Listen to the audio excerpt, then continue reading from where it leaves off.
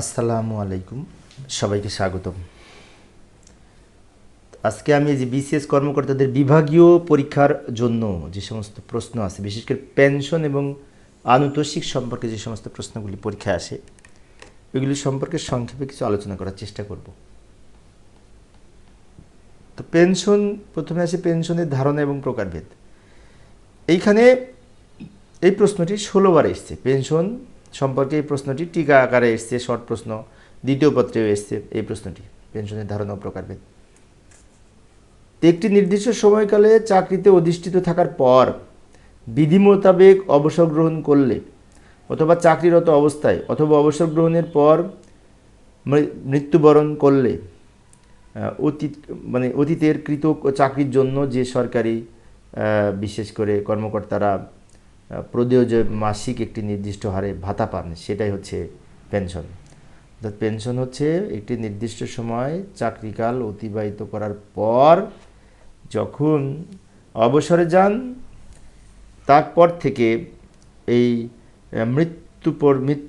তার মৃত্যুতে তার পরিবারের সদস্যরাও পর্যন্ত বেতন ভিত্তিক প্রতি মাসে মাসে একটা নির্দিষ্ট ভাতা পান, যাকে পেনশন ভাতা বলেন, তাই না? পেনশন বলেন সেটাকে, মান্থলি প্রদেয়, তাই না পেনশনটা?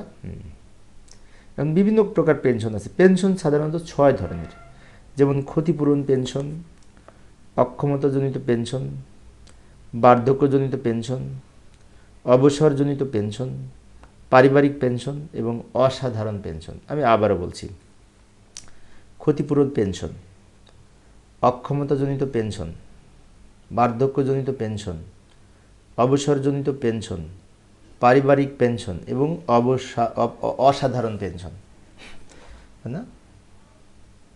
এইগুলি হচ্ছে পেনশনের প্রকারভেদ।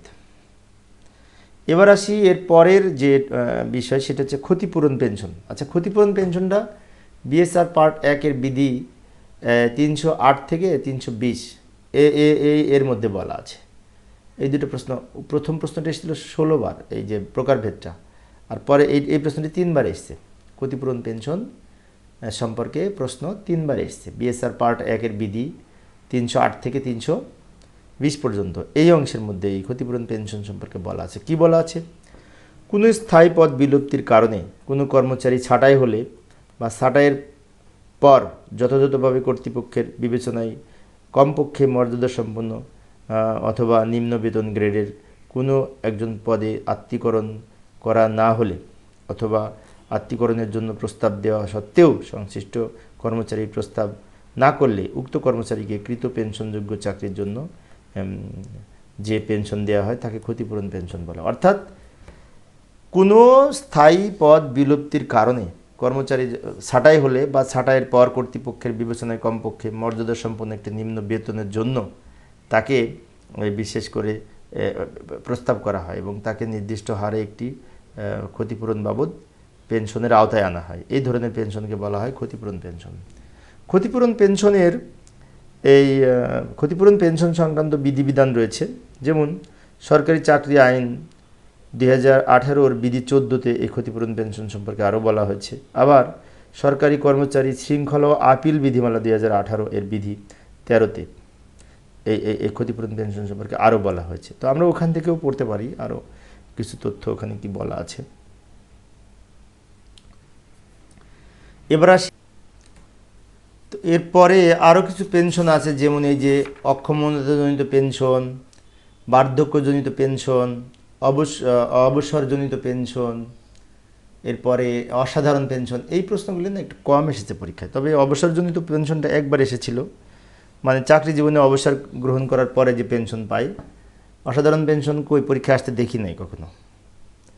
এরপরে এই যে নিচেরটি পেনশন প্রাপ্তির যোগ্যতা ও সীমাবদ্ধতা, বিএসআর পার্ট 1-এর বিধি 246 থেকে 249 এই বিধির মধ্যে বলা আছে। এই প্রশ্নটা কিন্তু বেশ কয়েকবার পরীক্ষায় এসেছে। এই প্রশ্নটি 7বার এসছে। অর্থাৎ পেনশন প্রাপ্তির যোগ্যতা এবং সীমাবদ্ধতা, এই প্রশ্নটি 7বার পরীক্ষায় এসেছে। এখানে কি বলা আছে একটু পড়ি, যদিও অনেক বড় পড়া, তারপরেও একটু আলোচনা করি। যেমন পেনশন প্রাপ্তির যোগ্যতা, ভালো আচরণ, বিএসআর বিশেষ করে 146-এ বলা আছে, 246-এ বলা আছে আচরণ ভালো হতে হবে বিভাগীয় মামলা যদি প্রমাণিত হয় যে সংশ্লিষ্ট কর্মচারী কর্মকালীন কোনো প্রতারণা অবহেলার কারণে সরকারের ক্ষতিগ্রস্ত হয়েছে, তাহলে এই বিএসআর 247 ধারা মোতাবেক তিনি এই উক্ত পেনশন আদায়ের আদেশ দানের ক্ষমতা রাষ্ট্রপতি সংরক্ষণ করেন। তাহলে রাষ্ট্রপতি যদি অনুমতি দেন পাবেন, নাহলে পাবেন না। এরপরে 248-এ বলেছে পেনশন শর্ত নাই এমন কোনো চুক্তির অধীনে চাকরি করলে, পেনশন দেবে না এরকম কোনো চুক্তির অধীনে চাকরি করেছে, তাই সে পেনশন পাবে না।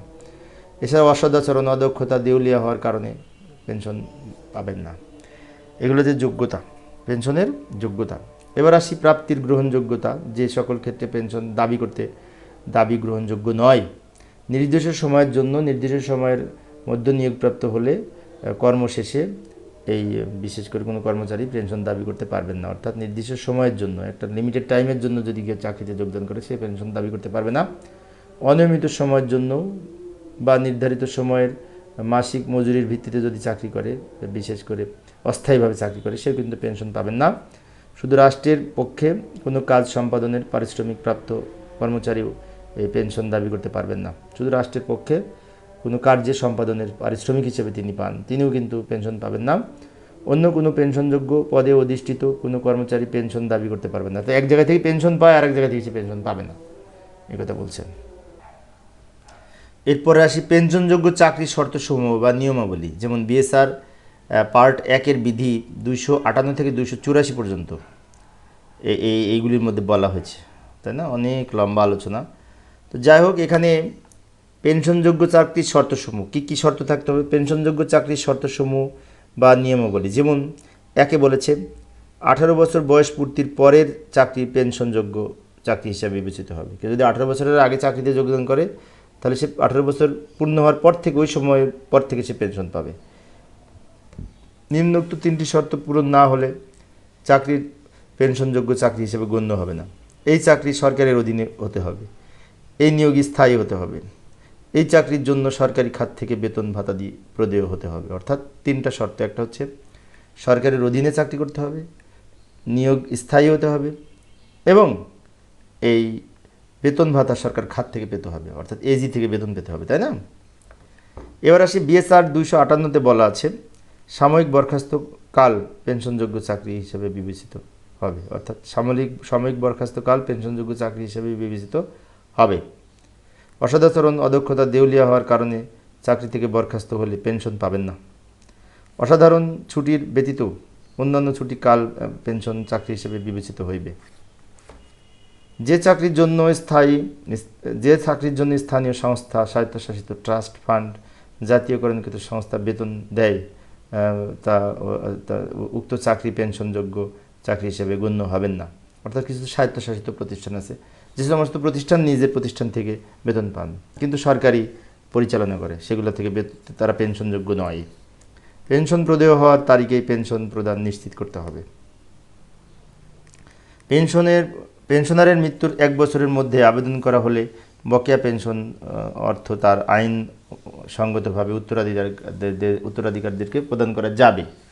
আবেদন না করলে পেনশন মঞ্জুরিকৃত কমিশনের মঞ্জুরি ছাড়া তা প্রদান করা যাবে না।